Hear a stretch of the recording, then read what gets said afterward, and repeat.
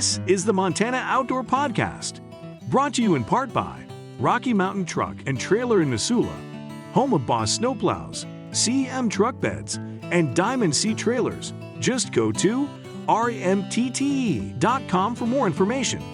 And by Superior Hardwoods of Montana, home of the largest selection of in-stock high-end wood products and flooring in the western United States. Let them guide you through the woods at superior-hardwoods.com. Now, get ready for more fascinating topics and the most interesting people you will ever find in Montana's great outdoors. We offer new podcasts most every Saturday. You can get a link to these podcasts by going to our website, montanooutdoor.com, or by going to our Facebook page, or just send an email to Downrigger at montanooutdoor.com and say send a link to my email. It's that simple. Now let's head out with your host, Downrigger Dale, and see what's going on in Montana's great outdoors. Thank you very much, Manny. And as Manny just said, I am Downrigger Dale with the Montana Outdoor Podcast. So good to have you all along again. Hey, want to take care of a few quick things and then get to my guests. And oh boy, this goes into one of my favorite topics. And just from pure listenership, I think it's one of all of your favorite topics too. We're going to talk a bit about Spring Mack Days, which is right around the corner. Hard to believe, but it is. So let's get into first a few little housekeeping items. Number one, I always like to remind you that there's a podcast description. Typically, no matter where you found this podcast, whether it's on Apple Podcasts or Spotify or any of that, there's usually that little podcast description. It gives you some links and all that. Be sure and check that out. You can either do it while we're talking and kind of follow along, or you can simply check it out any other time, because I always put links to websites and all things like that of what we're going to be talking about, in this case to Spring Mack Day. Other thing is, I want to welcome our active military that's listening all around the world. As I always say, we are very honored that so many of you out there, when you get a little time off from protecting our nation and many other nations around the world, you spend time with us, and that's a big honor for us. So thank you very much, and thank you for your service. If you ever needed me to do a little shout out to anybody stateside, you can always email me. Manny gave my email address, and I'll give it to you right now. Again, that's downrigger at montanooutdoor.com. Always welcome to just email me and say, hey, I want to surprise somebody, so say this on the podcast or on our Saturday morning show. So just let me know. Now let's get into who we're going to talk to here. We have on the line with us Mike Benson and Cindy Benson, and you probably recognize both those names, especially when we're talking about Mack Days, because I've had both of them on here before. They're a wealth of great information as we get into talking about Spring Mack Days, and you're going to get some great information from these two. One, just all the great basics of, when is the Mack Days going on and all that, and then you'll also get some great information about how to fish those and some good tips, because Mike has done very well. All right, so let's start with you, Cindy. Tell us a little bit about yourself, what you do, what your role in Spring Mack Days is, and I guess let's start with the most important thing. What is Spring Mack Days? Spring Mack Days is a fish conservation effort that's sponsored by the Confederated Salish and Kootenai tribes. It's used as a fisheries management tool to help reduce the numbers of non-native lake trout in Flathead Lake and increase the numbers of the native fish, the bull trout and the West Slope cutthroat trout in the lake. Those two fish, the bull trout and the West Slope cutthroat trout, were the dominant fish in the lake for thousands of years. And then when lake trout came on board and their population exploded, the native fish numbers went down dramatically. So at one time, they thought there was only like 3,500 adult bull trout left in the lake. So we're hoping that now we're seeing some more numbers in that population. Mm-hmm. Yeah, it's very important, and I know especially to the tribe to get these numbers back up. Tell us a bit about Tell us a bit about yourself, Cindy, and what you do for Spring Mack Days. Okay, I've been working for the fisheries department since 1998. I've moved up some in the organization, and now I organize and manage Mack Days fishing events There's 2 events a year, spring and fall, sponsored by the tribe. In the fall event, we have up to $225,000 that'll be given away to these hardworking anglers that come out and participate. There's lots of ways to win. We have a website, www.mackdays.com, and people can go there to find all kinds of information. Yeah, when you add up the numbers, this has got to be, and I guess I've never, compared it to, there's so many fishing tournaments and different things like that around the world, but this has got to be one of the richest tournaments anywhere. Wouldn't you think? I mean, that's a ton of money. Yeah, it is. The tribes are committed to this management tool. The anglers asked to be part of Mack Days when they were doing the plan for managing the lake. That plan's outdated now, but we're still moving forward. You can't just start and quit. You have to keep up the pressure on these fish and hopefully, see a reduction in their numbers. Mm-hmm. We've seen some nice cutthroat trout come out. In fact, Mike has caught some nice cutthroat in the last few years. And you never used to see those big fish like that. Years ago they did. Yeah. When they fished it, but not now. So in Mack Days, we have our headquarters out here at Blue Bay. People can come and turn in their fish here any day, Monday through Sunday, from 10 until dark on Friday, Saturday, and Sunday, and from 10 until 6, Monday through Thursday. So anglers go out, catch their fish. They have to turn them in the same day they catch them, and they bring them out here to Blue Bay. Or on the weekends, we have some fish pickup sites at Summers, Wayfarers, Big Arm, and Polson, and those times are listed on the website. Okay. Well, let's bring Mike in here. Now, Mike, you've fished this great tournament many, many times, and you have the same last name as this wonderful lady we're talking to. Now, why would that be? You got a little relation going here, do we? Yeah, a little bit. We've been married for nigh on 20 years now. Wow, good for you guys. It's been, it's kind of funny a little bit.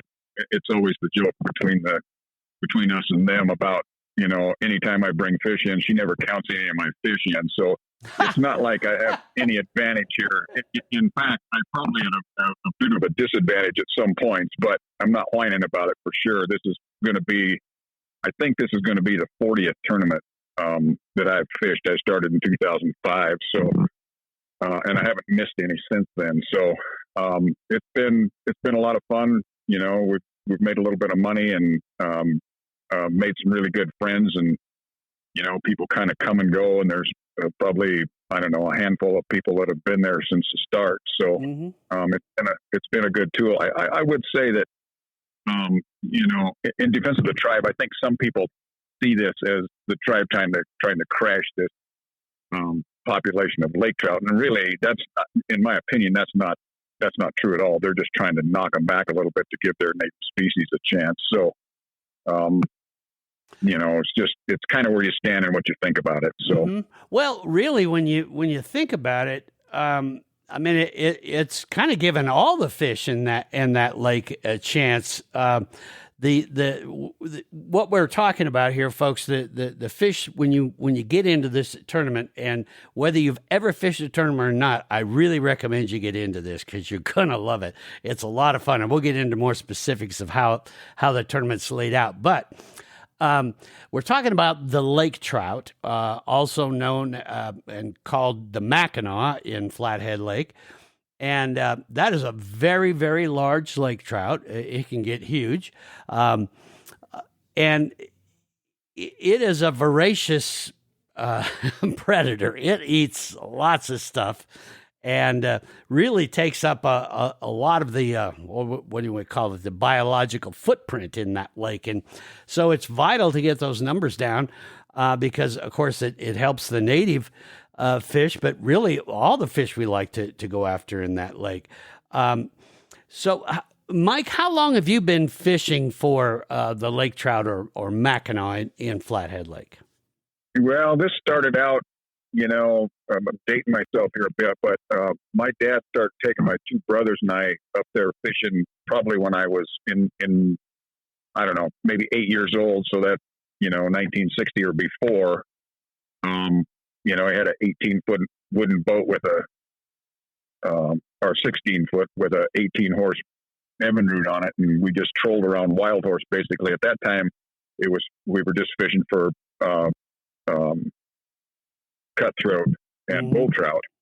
And then I went in the service, and when I came back, that fishery had kind of turned over a little bit, and they'd had a really nice kokanee fishery. But when the lake trout got the advantage in the lake, that disappeared. And then, those fish weren't very good to eat to start with, and they've turned into a just awesome table fare. Those and the whitefish they get out of that lake are second to none, in my opinion. So, from that time forward, I can remember days. That's when the old Hiawatha Lodge on Wild Horse was still, I wasn't running, but it was the building was still there and stuff. Right. Yeah. We've stayed there before, so sometimes the weather would get a little mushy for that small of a boat, and we just pull over and spend some time on the island. So, you look back at those times, and it seemed like a long time ago, and things were quite a bit simpler then. So, Yeah, and it really, I think it came as a big surprise to a lot of fishermen. I've been fishing Flathead Lake since I was a little kid. In fact, I used to fish it with my mom all the time. My mom was a very avid fisherman, and she loved fishing for the kokanee back when they were in the lake. And we caught a lot of those cutthroats and bull trout back in the day. And in fact, one of the things I liked about it as a kid is you could, at certain times of year, you could catch those big cutthroats and bull trout right off the shore. And so for a kid that didn't have access to the boat unless dad wasn't around, that was just a really neat time. And to see that go away, that really was a shame. And it's exciting that things are starting to come back now. Have you seen a difference since you're out fishing all the time? Have you seen more cutthroat and bull trout since all this got going, Mike? Yeah, I would say that probably since 2005, maybe more so. I think just because of what they're doing and the added attraction of the tribe doing some gill netting.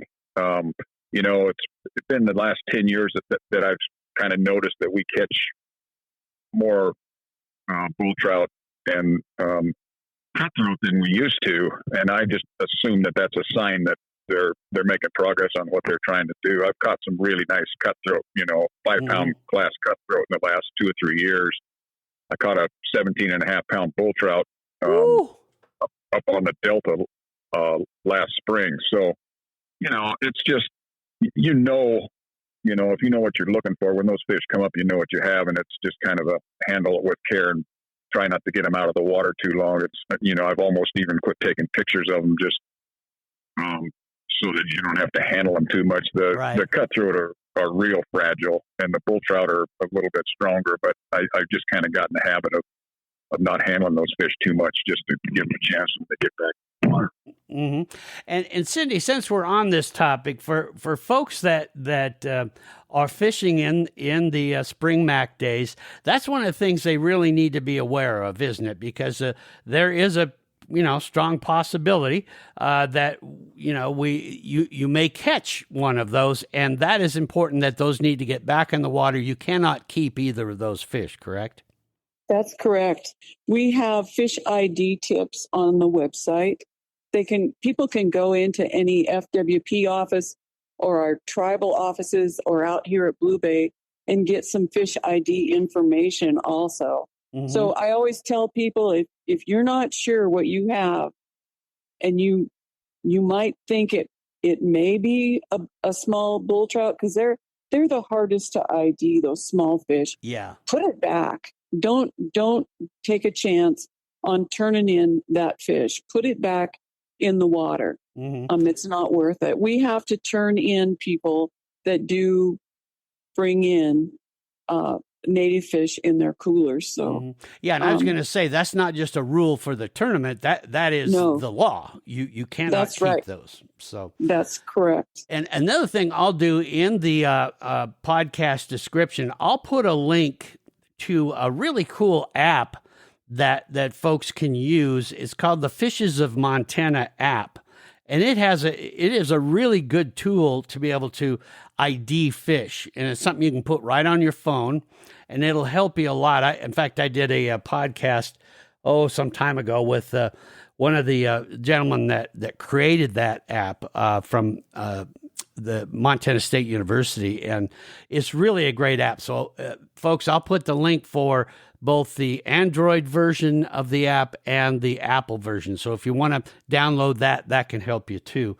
That's great. Yeah. So now, Cindy, if somebody wants to say, okay, this sounds fun, I want to give this a try, talk about the tournament as far as how it's laid out, because it's very unique to most fishing tournaments in that, it goes on for quite a long while. In fact, Spring Mack Days, give us the dates on that again.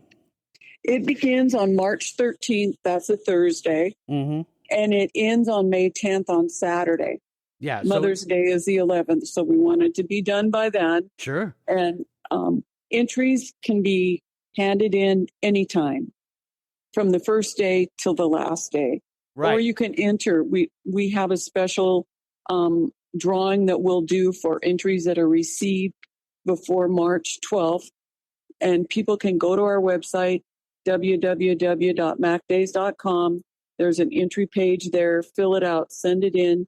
And then I will get back to them with their ID number, the rules, and a chart on the bonus amounts. Mm-hmm. So when you go out and fish in this tournament, the idea is to get as many fish in as you can, the lake trout. Right. And so we've incentivized people.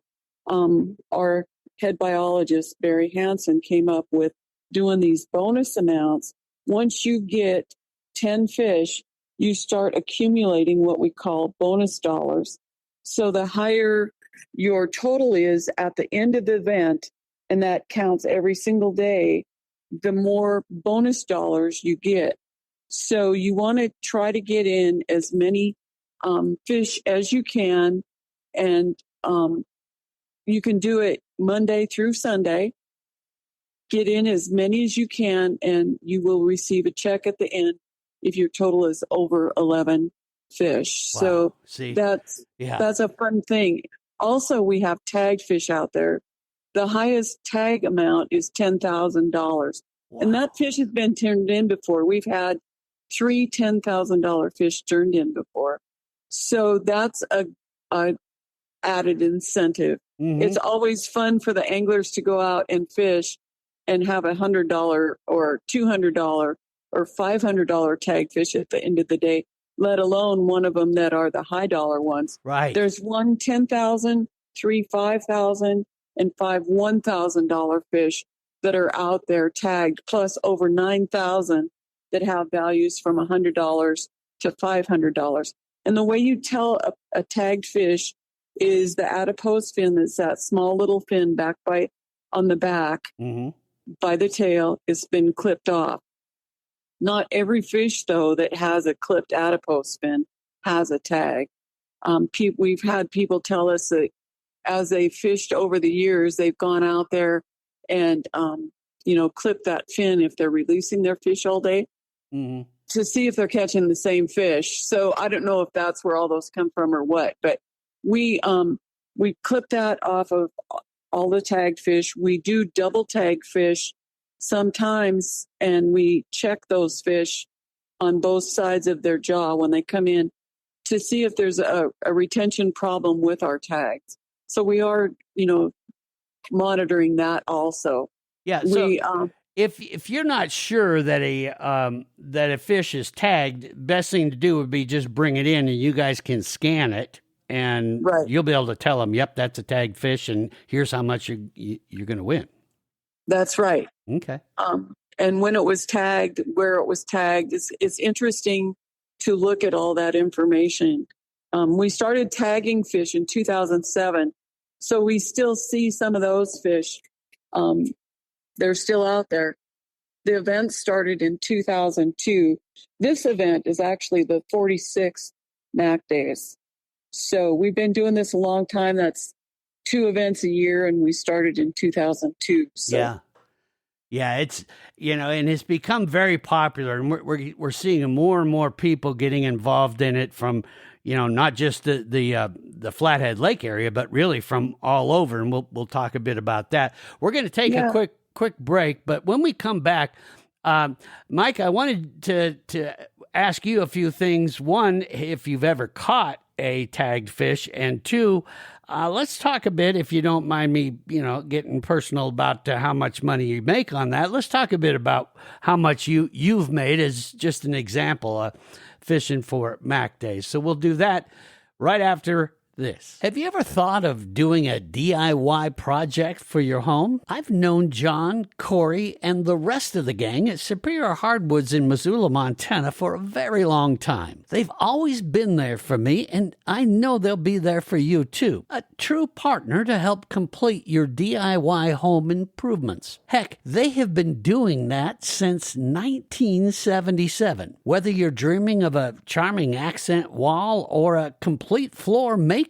they have it covered. There is no better feeling than the satisfaction of adding a touch of history to your home with their unique reclaimed woods. Now, I'm not just talking about lumber here. I'm talking about a story waiting to be told. My friends at Superior Hardwoods of Montana proudly stock over 11 acres of stunning reclaimed wood, perfect for turning your house into a home that is as unique as, well, you are. And don't worry, if you're just starting out with your first DIY project, the pre-finished flooring, pre-finished paneling, and trim options at Superior Hardwoods make it easier than ever to tackle any project like you've been doing it for years. So what do you say, gang? Why not dive into your next DIY adventure with confidence and let the decades of experience that they have at Superior Hardwoods take you through every step? Need a little inspiration? Well, visit them online at superior-hardwoods.com. Now, that's a great place to start out by browsing their website, again, at superior-hardwoods.com. That's superior-hardwoods.com. Not only will they help guide you through your home makeover with all their amazing ideas and their over 100,000 square feet of the most incredible wood flooring, paneling, and other wood products, they'll actually guide you through the woods. Now, what do I mean by that? I'll give you an example. First time I went to their showroom just south of Missoula on Highway 93 South, I was blown away by the unbelievable selection of different types of wood from not just Montana, but from all over the world. Best of all, I sat down with them, told them a bit about what I was thinking of doing, and the next thing I knew, I was hearing incredible ideas and learning about the perfect wood for what I wanted to do. That is what I mean by letting them guide you through the woods at Superior Hardwoods of Montana. Go see them.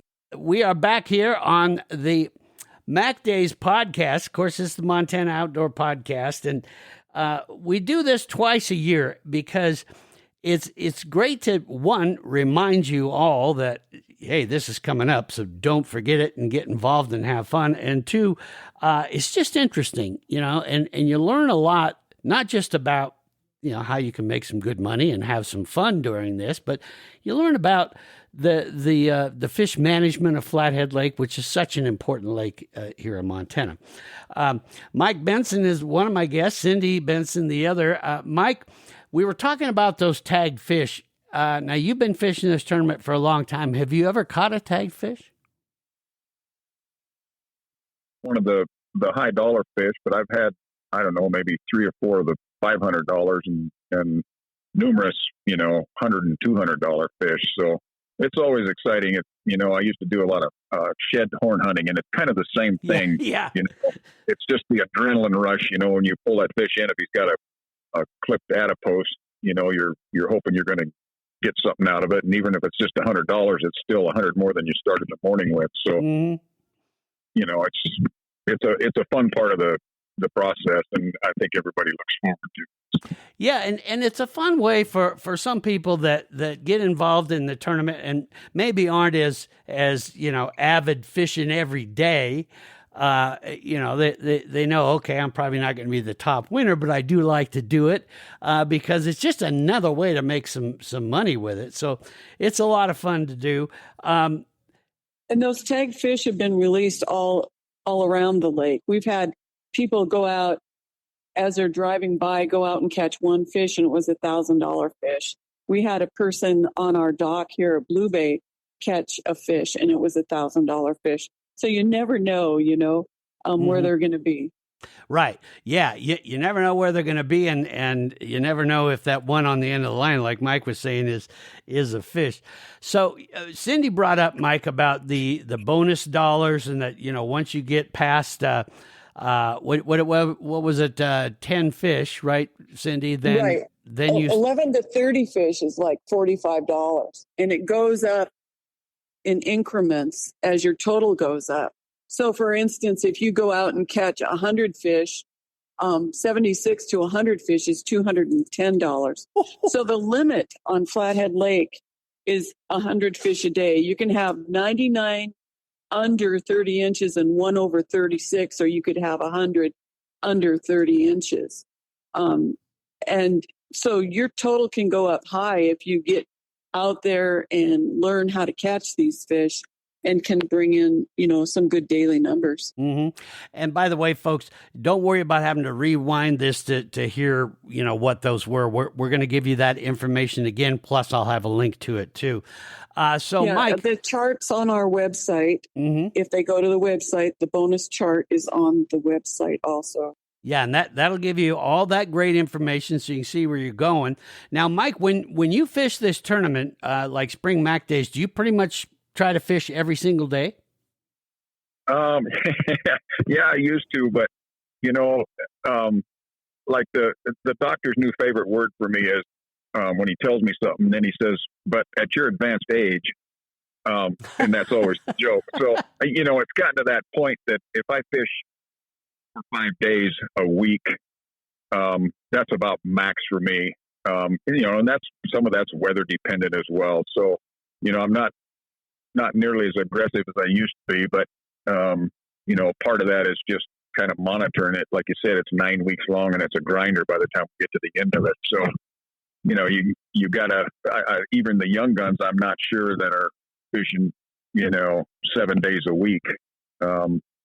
It's just it's like having a job, and by the end of the spring Mack Days, we're fishing 14, 15 hours a day. So yeah, that kind of takes a toll on you if you're not monitoring yourself. So mm-hmm. Well, it's good that you sound like me. My doctor says I'm one of his favorite problem patients because I tend not to, I tend not to listen. In fact, I had a little heart issue a while back, and he said, "Well, let's go over your diet. Tell me what you're eating." So I told him what I'm eating, and he looked at me and said, "What are you, 12?" He said, "When one of the dominant foods is candy, we got a problem at your age." But anyway, I digress. Go ahead, Cindy. On the other side of this, if you're not going to be, a serious type angler and go out there all day long or every single weekend or whatever, you can go out and fish one day. Sure. You don't have to fish every single day. These guys that are going out there before it gets light and they don't come in until dark, they are spending a lot of time out there, and we appreciate each and every one of them. But you don't have to do that either. Mm-hmm. Now, so Mike, for you, when you're out there and you're fishing, what would you say is probably your average number of fish that you can bring in a day? Do you think? Well, like Cindy said, the limit is 100, and I've done that numerous times before. Wow. That's a full day, and you're sore and tired by the time that's done with. Mm-hmm. But, I think kind of my target every day is somewhere between 40 and 50 is where I'm going if I've got a target of what I want to have for the tournament, numbers-wise and bonus money-wise. So, I'm sure everyone's got a different target, and some of those guys that are fishing more probably have different targets as well. So, it's kind of each individual guy what he thinks, and how it's going. Some days are not nearly as lucrative as others. So just got to kind of keep pounding away on them. So right. And see, that's the other unique thing about this tournament that I just love is that, a lot of fishing tournaments, you fish the tournament and then you wait and see. And if you're in, say, the top 10 places or sometimes the top 5 places, you make money. In this tournament, there's a way to make money every single day if you're catching all those fish. And then the more you catch, the more you make. So it really is unique in that case. So what would you, and just tell me if it's none of my business, but I'll probably ask it again anyway, is what's the most you've ever made fishing in Spring Mack Days? I think a couple of years ago, and maybe I don't have, Cindy will have that information if you need an exact number, but I think I cashed for 17.5, maybe a couple of tournaments ago in the spring tournament. And really it's, you're going to catch more fish in the spring than the fall, just for the fact that you get to fish more. Yeah. The spring tournament progressively the days get longer as you go and the weather gets better. So your chances of being out there, are better. And, if you're on fish, it's, you just stay after it. So, $17,500. Yeah, wow. not all of that is bonus money for me. Sure. Some of that is, she'll talk about it later about the lottery and stuff, and that's a chance to make pretty good money in a hurry too. And I don't know the exact number, and she'll have that. The Turner kid from Kalispell that won the event, or has won it the last 3 or 4 years, had a big check this last Spring Mack Days. I don't know the number. It was over 20 grand. So yeah. But again, saying everybody thinks, well, geez, you're making all this money, but you're putting all the time in as well, and then all the gear and the boat and maintenance and all that. It's not like it's all free money. So. Yeah, well, but for an avid fisherman, they're probably going to be out fishing anyway. But yeah, you do need to remember, gas is not free. It's a little expensive. So you've got gas for the boat, you've got your time and, all that stuff. But, if you're like a lot of guys and gals that fish it, and you might be kind of semi-retired, boy, I mean, that's some great money. And having a lot of fun doing it, Well, which and is that's great. the thing, if you try not to, and really it is, somebody says, well, you're fishing for a living, and I'm saying, well, yeah, but really it's just like anybody else's job. I just really like my job.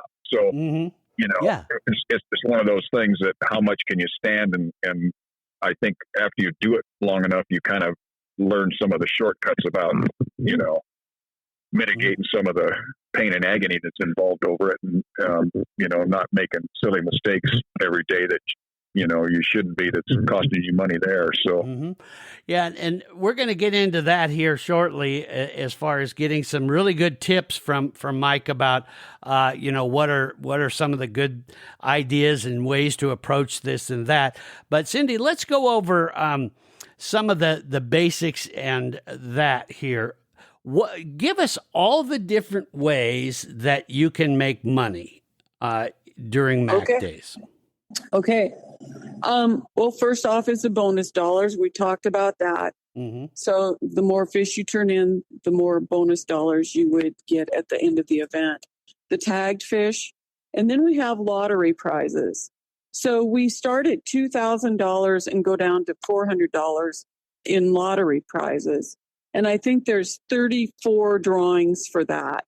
So, if you've got a lot of fish you've turned in, your chances are higher, but people that turn in just a few fish also win. And that's one of the other things that when Barry Hansen, the biologist, was designing this, that's what he wanted, was for people that only fish a little bit to still have a chance to win.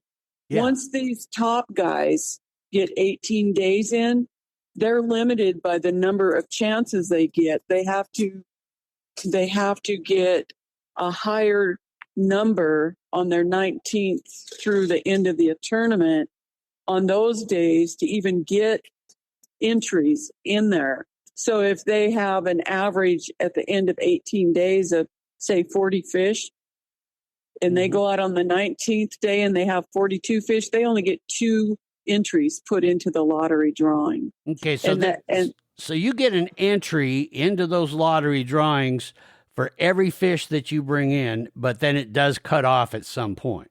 Yes, it cuts off at 18 days. Okay. And that's to give people that aren't getting as many entries in a better chance at winning. Sure.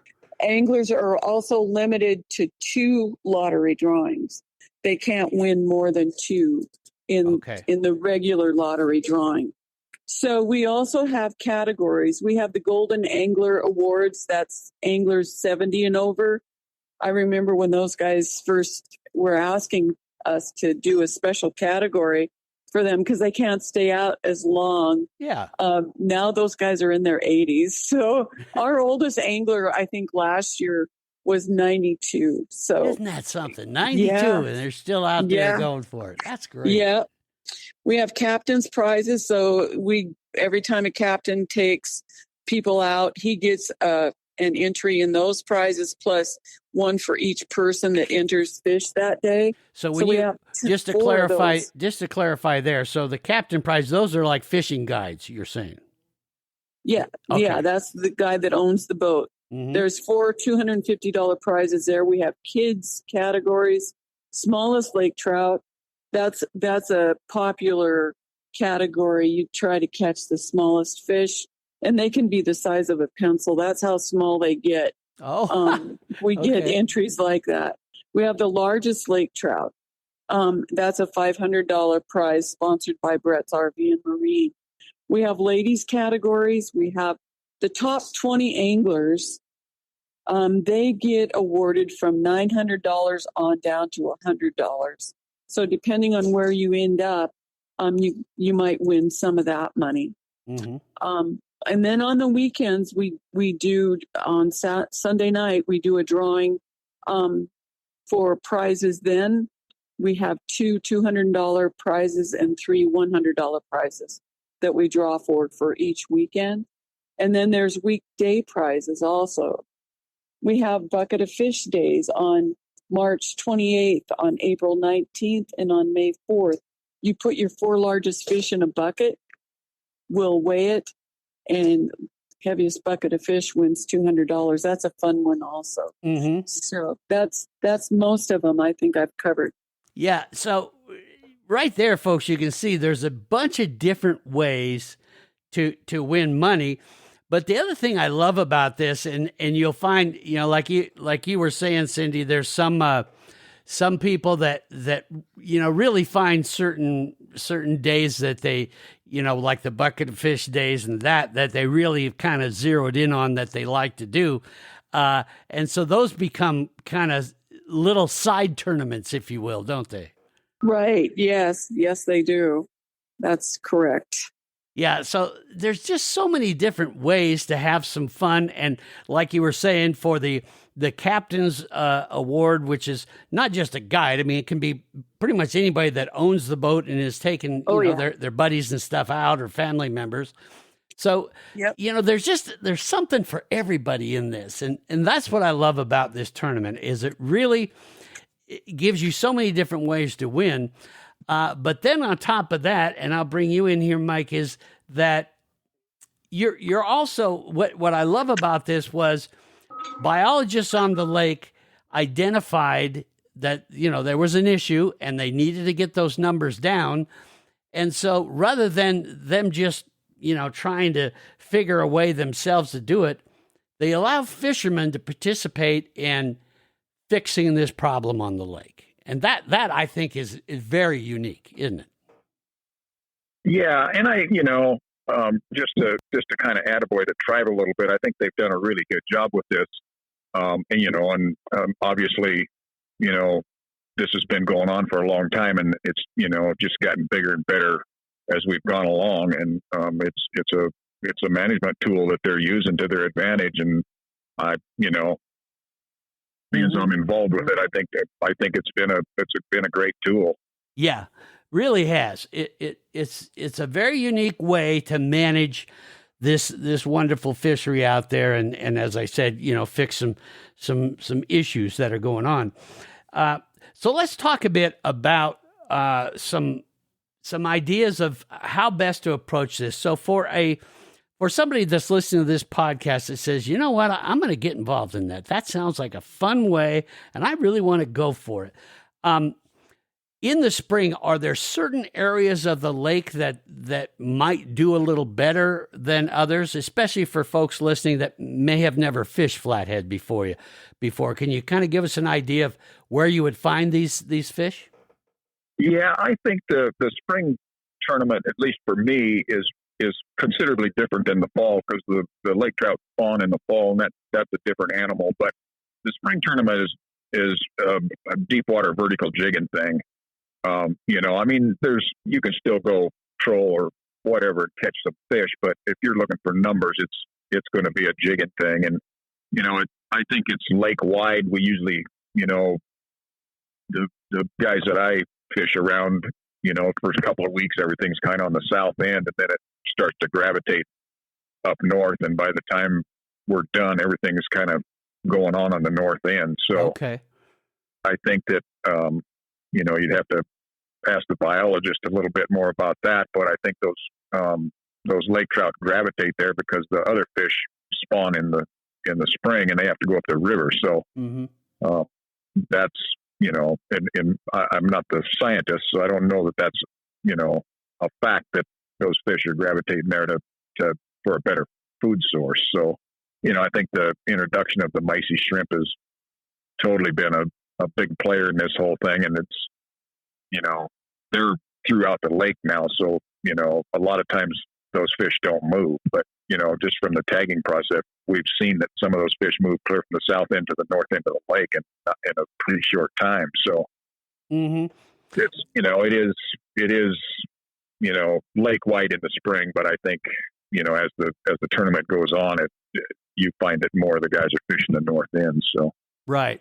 Well, we're going to take one last break here, and when we come back, I want to talk to you a bit, Mike, about what are the best things to use, whether it's lures, bait, all that. So we'll go over all that right after this. I want to tell you about my friends at Rocky Mountain Truck and Trailer. They're proud authorized dealers of the top truck, trailer, and snowplow brands in the world, like CM Truck Beds, Diamond C Trailers, and of course, Boss Snowplows. Even though we've seen the weather getting a bit more like spring lately, I highly doubt snowplowing season is completely over with. So be ready for those next several snowstorms that we always seem to get before Old Man Winter is ready to leave us alone until next winter. Now, even if we do get off easy for the rest of this year, why not have the best snowplow in the world sitting on the ready for next season? Of course, I'm talking about a Boss snowplow from Rocky Mountain Truck and Trailer. A Boss snowplow will get the job done quickly and perfectly every time it snows.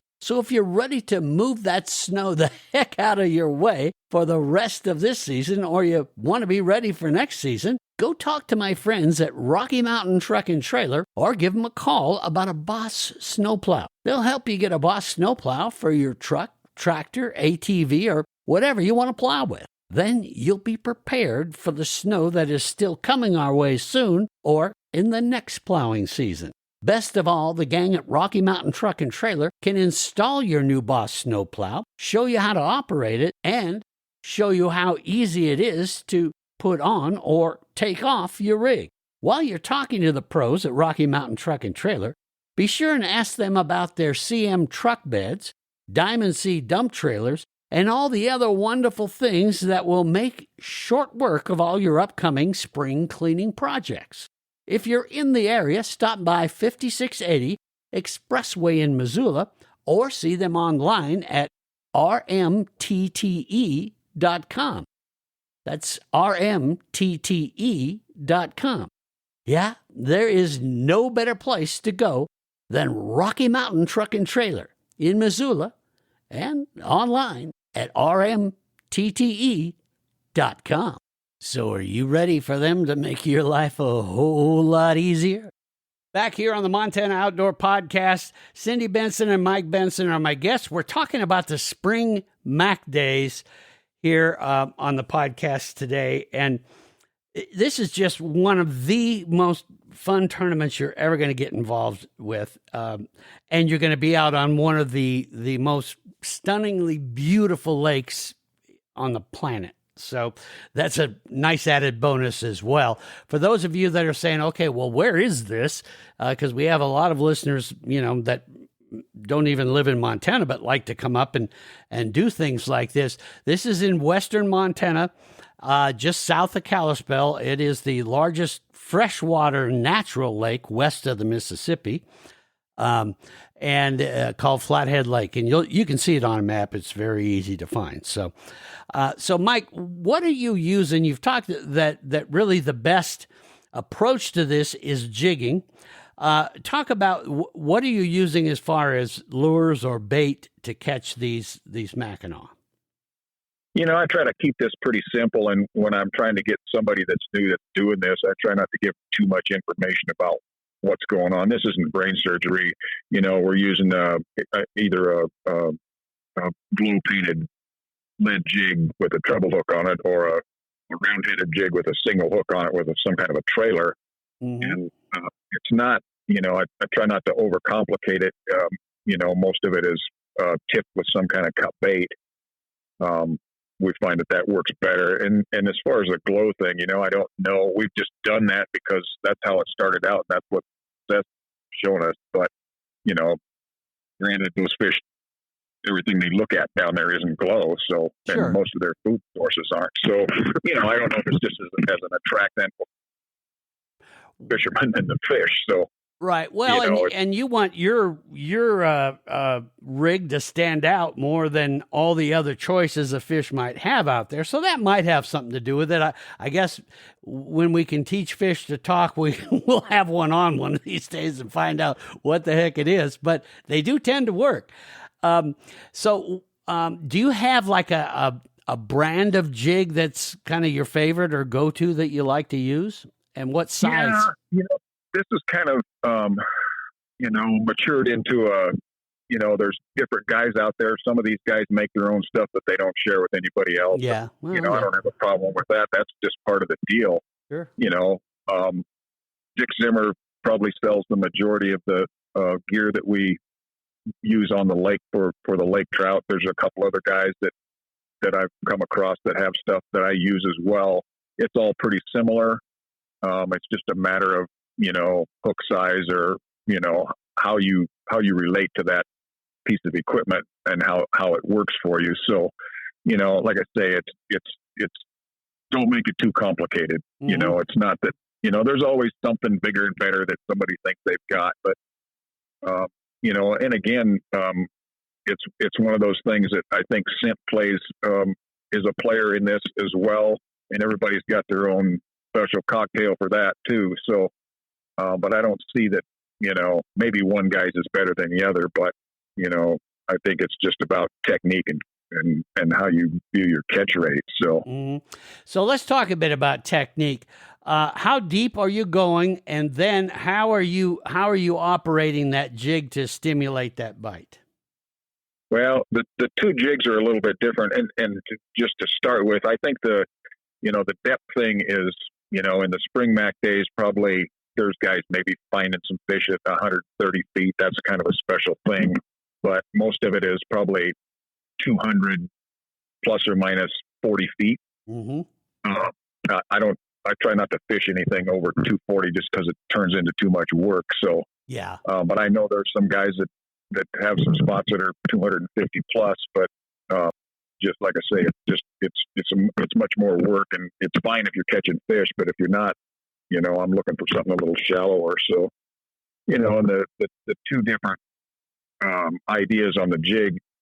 You have the little round-headed jig that's got a single hook on it with a trailer. Mm-hmm. I think most of the guys are that's a bottom thing. Those guys are setting on it because we're running above that, 8 to 10 inches, probably 6 to 10, maybe. They're running some kind of a fly off of that as well. Okay. You can have two hooks on each pole. So most everybody has some setup that has two hooks on it, and it mostly is a jig of some kind and a fly above or below it. Mm-hmm.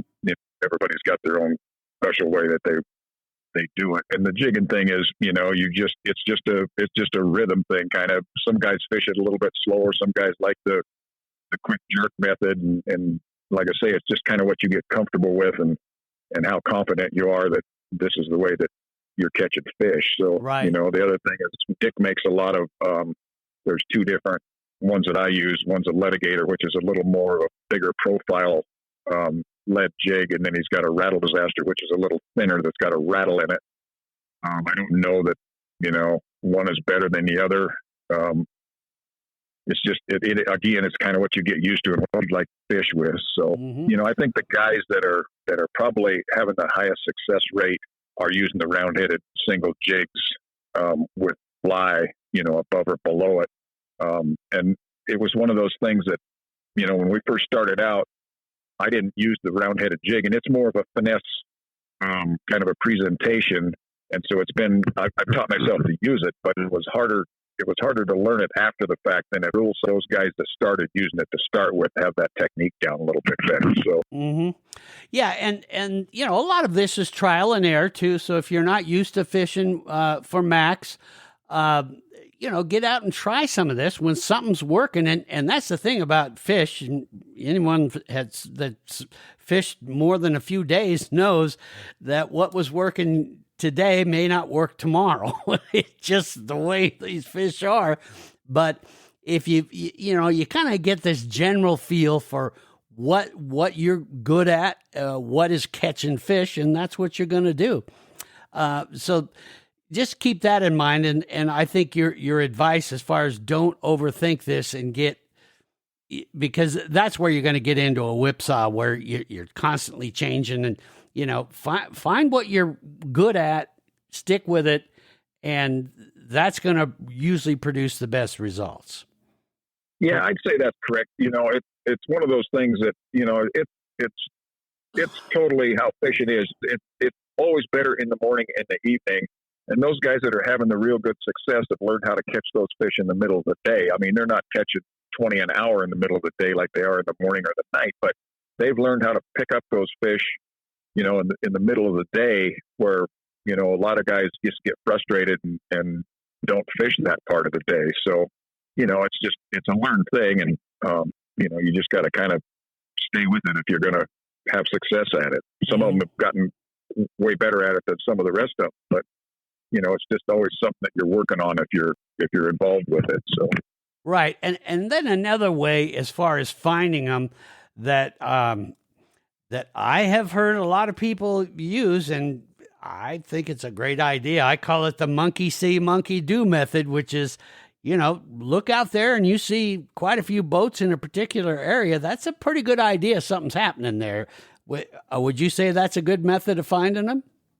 Well, yeah, there's a little bit that goes along with that, and they've made that kind of explicit in their rule section on the website that that does give you a parameter of where somebody's catching fish. It's not always true, but mm-hmm. that's probably if you're new at it, you're going to try to find somebody that's catching fish.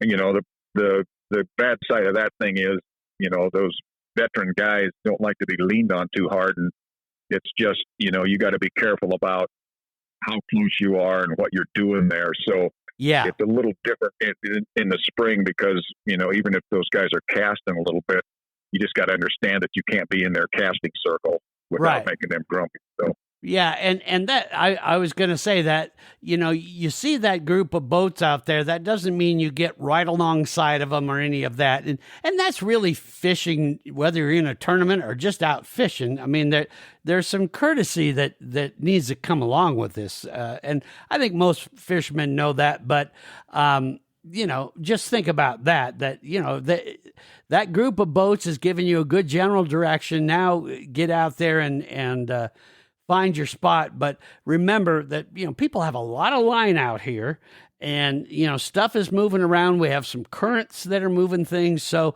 got to give everybody a real wide berth here, to one, just to do it right and be fair. And then the other is so you don't tangle yourself up too. So just remember. Yeah. And that. I think just learning the etiquette, or having etiquette, as far as, like you said, just being too close to somebody, and being new and not understanding and wanting to be close to see what's going on there, is just, understanding that space is, an issue for most of those guys. So as long as you're not sitting on top of them, you're probably not going to hear from them. But if your etiquette is not good, they'll let you know. So sure, yeah, they will. And I'm going to put some links in the podcast description to some videos that can give you some ideas of techniques and things like that.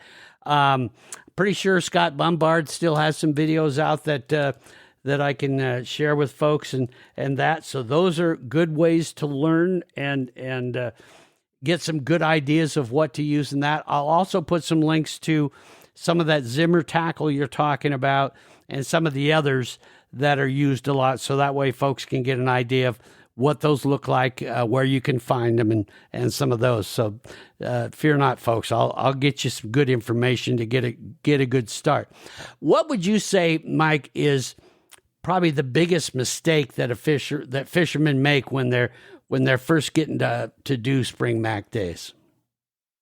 I don't know if there's any good way or bad way to do it. The guys that have been doing it for a long time understand, what the parameters are and what we're doing. Again, I try to keep it simplified. I think just the biggest issue for the guys that are new is understanding space, space and time for the guys that are there. Mm-hmm. It isn't like if you see a bunch of boats jigging that you're going to troll through them or whatever. I think part of the maturity of the event is just from the time we started, where we're using anchors, in that deep of water where we're hand pulling them every time. And then the buoy ball came along, which was a big deal. But the new advent of the electric trolling motor and the electronics has been just a huge player in the whole thing. So, and that was, if you have the right equipment, it's just a learned process. And if you don't, you just learn the hard. So, and that was one of my next questions on the electronics side of things, which can really help. And a lot of fishermen nowadays have electronics on their boat. What do you use, or what would be some good ideas of electronics to use to help locate these fish and figure out what's going on down there? I think that everybody now understands that. Electronics are electronics. There's grades, of course, and you can pay whatever you want for this stuff. But if you get a good grade fish finder and have a trolling motor, electric trolling motor that you can deploy, those are the two big players to me right now. Yeah. I think anybody's, Lowrance, Garmin, Humminbird, those companies all have the good stuff, top of the line stuff on down to whatever you can afford. And again, that's a bit of a player as well. So, I think that stuff is probably more important than the kind of boat you have. I mean, if you have a boat, you're going to be able to get out there. It's nice to have a cover and everything, but the trolling motor, the electric trolling motor, and the electronics fish finder wise, I just think is the two biggest players if you're going to get involved with this to understand what is happening there. Yeah, if you're going to want to really get in there and try to get that average number of fish per day that you're bringing in, and that you want to get that up, those are key components that you're going to want to have, because that's going to give you the big stuff. Now, for some of their newer electronics like the forward-facing sonar and all that stuff at those depths, those don't really work that well, do they? At that deep, or do they? Probably not, because most of that stuff is geared towards bass and walleye fishing, and that's in shallow water and stuff. I think that at some point they're going to get better. Mm-hmm. I think Garmin's got some stuff out now that's probably ahead of everybody else a little bit, but as soon as something like that happens, everybody else gets something that's the same. Sure. So that stuff's a little expensive now. That unit that Garmin's got is $2,500 or something. So, it's just a matter of how wealthy you want to be or pretend to be, and what you think that's going to do for you. So, right, yeah. Well, and I think again, if you want to get serious about this, that you probably, especially if you're really wanting to do it right, you probably already have a lot of that stuff on your boat. But if you don't get too crazy, get out there and have some fun with it, compete a little, see what you want to do. And then if this becomes a thing where you say, gosh, I'm having a lot of fun. Yeah, well, then just start upgrading your equipment as you go.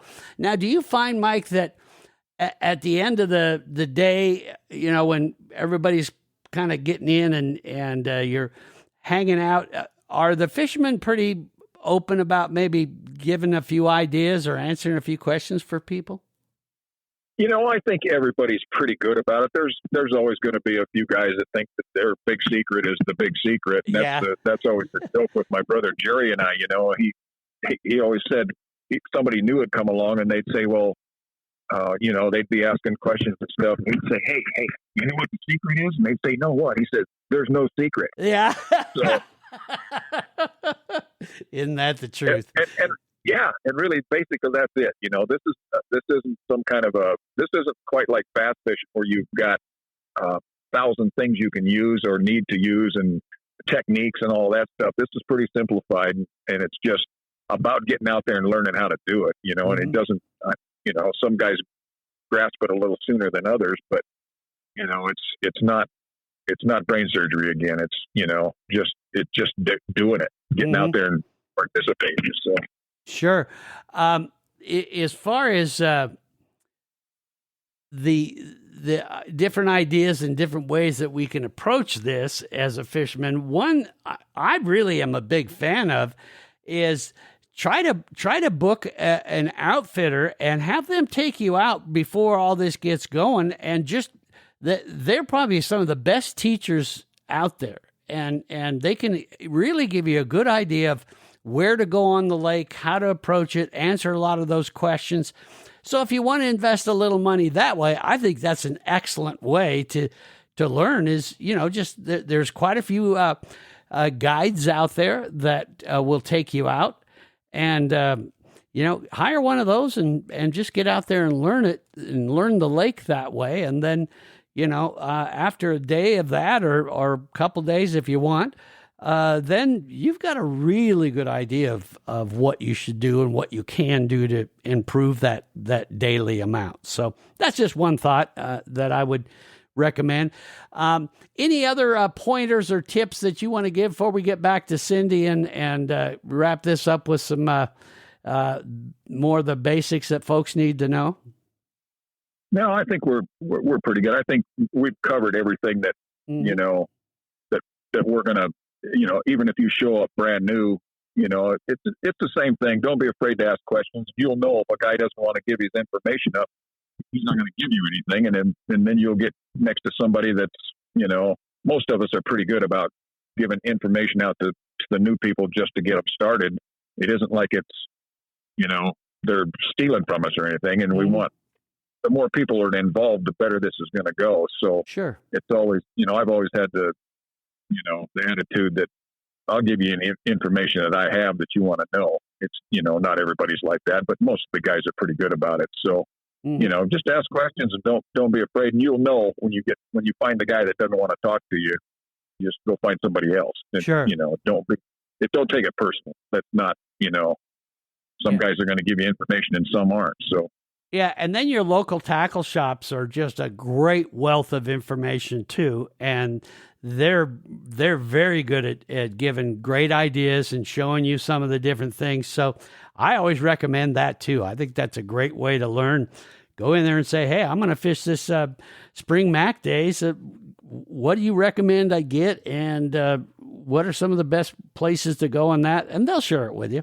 But go to. I agree there. Yeah. I agree there that those guys are a wealth of information. You know, I mean, they're in the business. They have that information, and they want that information. They go out and find out what's going on. You know, if you go talk to Dick or, you know, Chauncey up at his place there in Kalispell, you know, anywhere really, you know, like you said, anybody that's selling tackle of that variety that we're using for the tournament, they're going to have some idea. They're going to know where to send you for that information. So right, and I'll get some links for you folks to be able to get more information about where to go and who you might want to contact and stuff like that too. So hopefully, I'll in the podcast description, I'll have quite a few links. So you know, folks want to do a lot of homework, jump right in there, and I'll get you more information. And of course, my email is always there. In fact, it's super simple. You just click on it, and it automatically opens up your email program, and you can fills in the blanks for you, and then you can just say, "Hey, I would like some more information about this or that," and usually I can find somebody that's willing to help you out. So feel free to email me, downrigger@montanooutdoor.com, and as I said, I'll have a link there too. Well, Mike, I appreciate the information that you've given, and best of luck to you. I can't wait to see how you do this year. And let's bring Cindy back in here. So, Cindy, let's go over all the basics one more time, just so folks have it. And remember, folks, the link to the Spring Mack Days website is right there in your podcast description, so you can click on that. But give us the basics so folks can do. And let's start with this one, which is one I get a lot of questions on, is where is the best places to put your boat in on Spring Mack Days? I know that water levels can still be a little lower at that time of the year. So talk about where you recommend are good places to put the boat in and that. Okay, we're open here at Blue Bay. The boat ramp is open right now, even. People can go out of here. Yellow Bay is going to close on the 17th. They're going to do construction there. Okay. So it's going to be closed from the 17th until July 1st. So Wayfarers would be the next one. That one can sometimes be a little tricky, but it's open. Okay. Big Arm would be open and West Shore would be open. Okay. But other than that, until the water gets up, I think that's the only ones. If you have smaller boats, you know, some of the shallower boat ramps you could probably get out of, but with a larger boat, you're going to want one with a good ramp on it. Yeah, and I'll have a link to a map showing where those areas are, so people can find that. And that's a big help, because then you're getting in where you want to go. As far as camping, are there campgrounds open this time of year that folks could camp if they wanted to? Blue Bay will be open for camping. Mm-hmm. They have let people camp at Big Arm. You'd have to check with Montana Fish, Wildlife, and Parks about that. I don't know if they are going to do that this spring or not. Mm-hmm.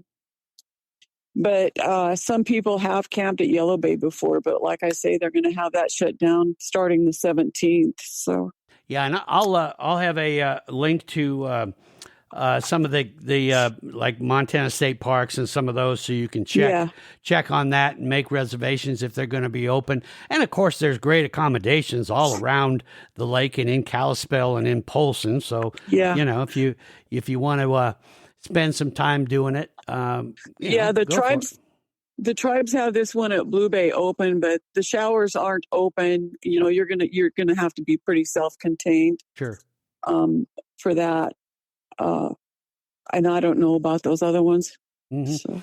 Yeah, we'll get some information out there, but I think, folks, the good way to do it is kind of, you know, plan for how many days you want to do this. If you don't live in the area, if you live in the area, of course, that helps out a lot too. But the great thing is you've got a lot of accommodations real close. So there's plenty of places that you can stay.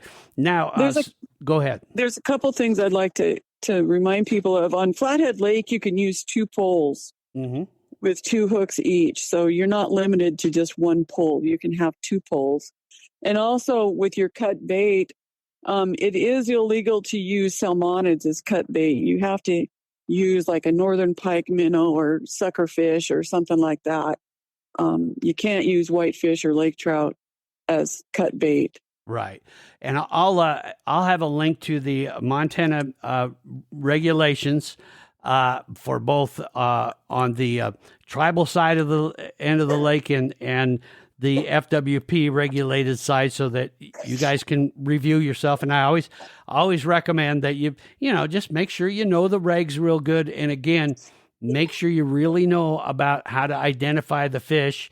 Once you get that down, it's pretty easy and you'll be able to do it. But you want to just know it. And I've got some resources there in the podcast description that'll help you folks get that done. And if you ever have any questions, there's plenty of fishermen around that can answer that question for you too. But that's great. And I've seen a charter boat advertising on Facebook that they're going to be up and running and can take people out during Mack Days.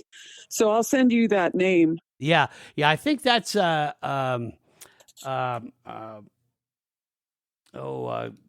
it Montana? Yeah, it's the. I'm going to have the link in there, but it's Captain Matt McComb and that group. I know they're doing it, and if there's any others, I'll put that in there too. That's a really great way, especially if you just want to get out and learn and have some fun and do it. You might as well enter the fish that you catch, have some fun. So, and they're great teachers, and so that'll give you a fun way to do it too, if you get a group of folks that want to go out for it. So that's a good idea. Any other pertinent things that folks really need to make sure that they understand before we get underway? No, just that we take entries up until the last day. The tribes want this to be successful, so we invite everyone to come out. We love people to bring their families out and go fishing. Our website has the entry form, or they can email me, cindy.benson@cskt.org, with all of their information.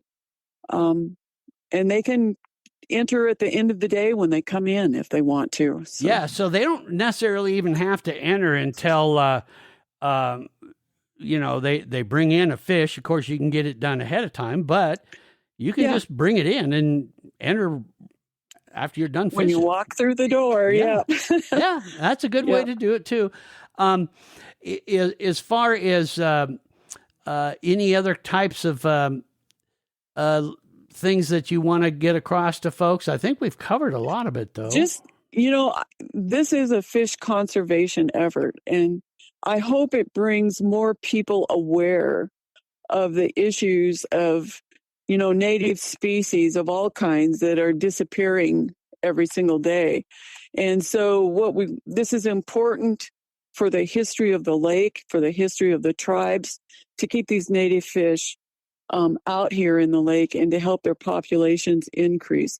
I heard Barry say one day, if these native fish were elephants out there and people could see them, they would realize what's happened. Because fish are underwater, people don't realize what's happened. Mm-hmm. But, it's just an important fish conservation effort, and we hope it's successful. It has to go on for years. So yeah. Well, and just remember that, you're out there, competing and having fun doing this, but you're doing good too. So doing it for good cause. Yeah. Sure. And the other fun things that you might think about, and I know, I think you've told me about this a few times too, is you'll get groups of people that all fish separate boats, and they kind of get their own little side tournament going and stuff too. So, there's a lot of fun ways to do this. Yeah, make it fun. Don't go out there and get discouraged. Just have a fun day out there. Sure.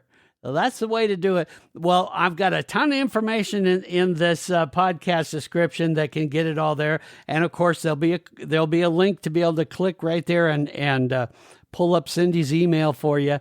And then she can answer any of those questions or get you signed up and ready to go. But folks, you're going to have fun with this. And if you want to get really after it, you can make some fantastic money doing it too. So That's right. yeah, I just can't stress enough how much. And the great thing is this is grown for a reason, because people try it and then they go, we're going back next year. We've got to go back.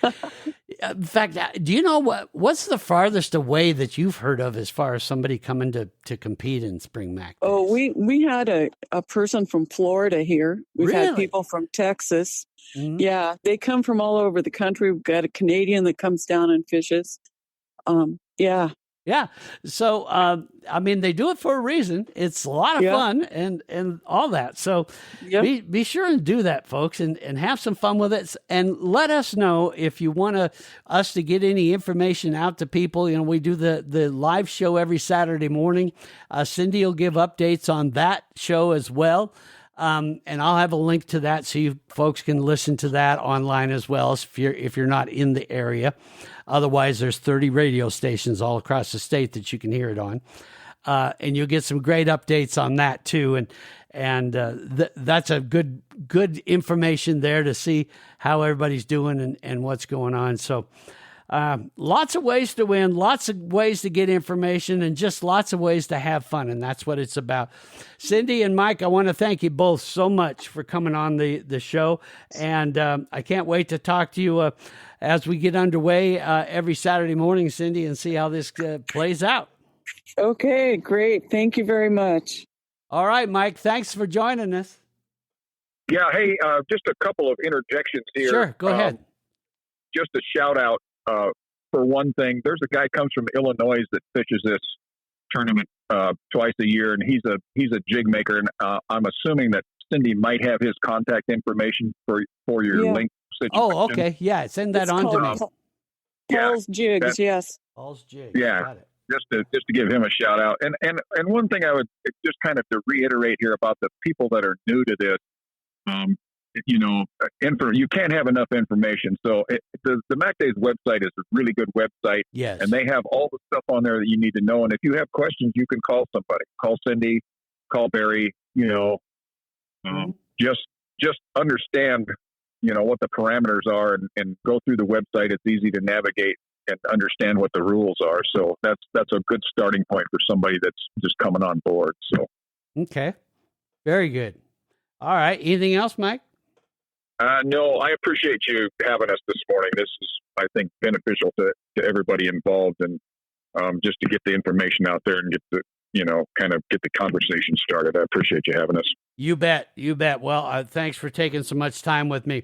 All right. Well, there you have it, gang. That gives you some great information about Spring Mack Days coming up. We've got all the dates, all the info right there in your podcast descriptions. If you are listening from one of the podcast sites that doesn't put our info on there are a few sites that don't give that detailed podcast description.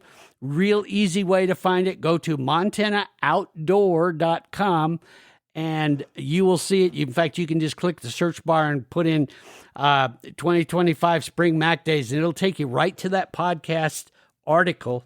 Or you can just click on the podcast link on montanaoutdoor.com. It'll take you to our podcast area there, and then you'll have all that information available to you. So many, many ways to do it. And I'm always happy to send you information as well. And Manny will be giving my email address there. So get out there, have some fun at Spring Mack Days. Be safe out there, be good to each other, and we will see you next time right here on the Montana Outdoor Podcast. Thanks for listening to the Montana Outdoor Podcast. It has been brought to you in part by Superior Hardwoods of Montana, home of the largest selection of in-stock high-end wood products and flooring in the western United States. Let them guide you through the woods at superior-hardwoods.com. And by Rocky Mountain Truck and Trailer in Missoula, home of Boss snowplows, CM truck beds, and Diamond C trailers. Just go to rmtte.com for more information. So what did you think of today's podcast? Send your questions and comments to Downrigger at montanooutdoor.com. We should be dropping a new podcast this next Saturday. Until then, we will see you soon out in Montana's great outdoors.